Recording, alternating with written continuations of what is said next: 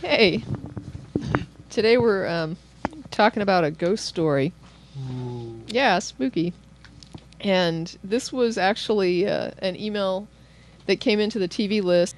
And in the email, toward the end, the person wrote, all I will say to you is, if ever you were to witness a ghost, your science would go straight out the window. You wouldn't assume it was your mind or eyes playing tricks on you. You would humble yourself to admit that just because science can't comment on the issue, you can't deny what you saw. And that's all in caps, and you wouldn't be hosting the show that you do. First of all, you can be an atheist and not believe in ghosts. And believe in ghosts. Right.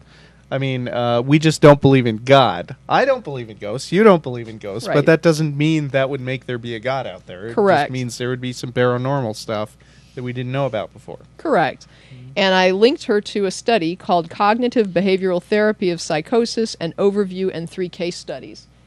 And I quoted from that study. That sounds way more technical than that person is prepared to read. Well, let me tell you why I did that. Specifically, I did that because one of the things she wrote also in her email was to ask Matt, something I'm intrigued by, Mr. Dillahunty, just what qualifications do you hold? So since this is a person who is impressed by qualifications, I went ahead and found a research study for her. Right. And I put this is a quote from the study. As a behavioral experiment, and this is when it says she, when it refers to she in this paragraph, it's talking about a psychotic patient. Mm-hmm. As a behavioral experiment, she was also asked to record the voices she heard, and these are voices in her head, with a tape recorder. She recorded nothing and started to realize that the voices she heard did not really exist. And then in parentheses it says, collaborative empiricism with emphasis on examination of objective evidence. And what I wrote was, in terms anyone can understand, she was able to compare what she heard to a more objective measure and recognize that her perceptions did not align with what is commonly regarded as reality.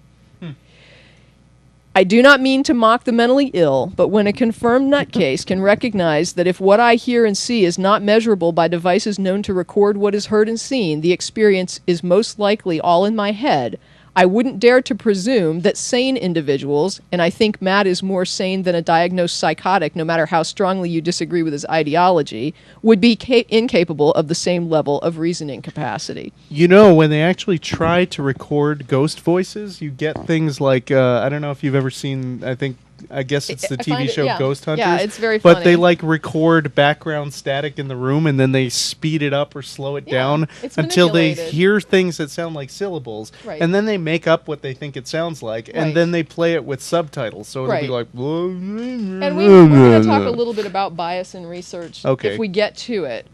So when the person wrote back to me, she wrote back and she gave me some more information about her experience with ghosts. Apparently she had a ghost experience. And she says, when I was, at a guess, 7 or 8 years old, I saw a ghost in the home of my parents' friend's house. Well, my first note there is that we're dealing with a 7 or 8-year-old. She says, I was with my other little friend who also saw it at the same time. So she's in a strange house, and there are 2 little children who see this. I'm the ghost with the most, baby. But I do remember very vividly us both running down those stairs as fast as our legs would carry us. So number 4, the thing that stands out to me is frightened. They were frightened by whatever they saw, and being frightened affects your perception. She says, I'm now 38 years old, which to me demonstrates that this happened approximately 30 years ago, so we're not even working on a fresh experience. We're working from a 30-year-old memory of a 7 or 8-year-old that happened when she was in a strange house with a little friend. These are the problems that I'm seeing with the story already. So then she says, to this day, I cannot sleep with the light off. And that I noted because she's still scared as an adult and she's working from memory. So wouldn't it be far more sensible to just humbly say, we don't know what it was, we can't have all the answers, but we can't deny it was there just because science can't explain it? My answer to that is yes. Right, and I agree with her. I'm perfectly happy saying we don't know what you saw, and that's perfectly reasonable to say. We don't know what you saw. Right. I think it's important to note that you don't go after a story like this assuming that the person is just lying or deluded. I mean, Right. you listen to the story and you evaluate the evidence and think Right. about whether it's more likely that this unprecedented, well-documented case of a supernatural thing occurring has actually happened, or whether it's more likely that some mistakes have crept into the story. Right. So you have to look at things based on, what do we have to evaluate? And so when I replied, I said anecdotal evidence is not evidence of anything. I have no idea what you and your friends saw, and yet you call it a ghost. So my first point here is we don't know, so why is she calling it a ghost? If we agree that you don't know what you saw, you said you don't know what you saw. You told me that I shouldn't assert what you saw, that I know what you saw, and yet you're asserting you know what you saw.